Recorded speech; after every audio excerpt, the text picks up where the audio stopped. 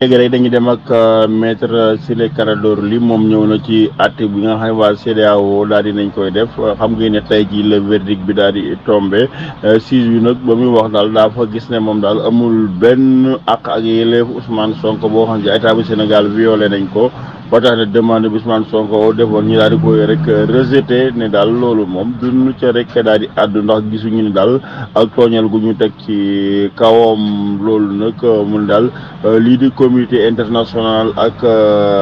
bi ñoom ñëpp ñoo ngi doon suivre lii di événement bi nga xam ne tey jii Ousmane Sonko xañ nañ ko ay yelleef yu bëree bëri ba ci sax ndar képp ko ci biir këram mënta dugg mënta génn mën na gi daal li nga xam ne daal état bu Sénégal doon na ko def ci wàllu lu nduróog loo xam daal maanaam sax mbirum dictature dëgg lañ doon doxale ak kooku di Ousmane Sonko mu ne na gi daal ki nga xam daal moom moo di rek it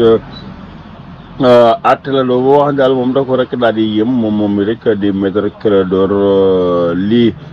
mu ne nag c'est dommage que le peuple sénégalais mu ne nekk daal peuple boo xam daal bu am mat sëkk lañ daal mu ne daal dañ jël rek seen propre destin ñoom peuple Sénégal boobu daal loolu la daal di xamle moom mi rek di maître Clédor ginnaaw àtte ba ñi nga xam daal ñoom ñoo di rek it waa CEDEAO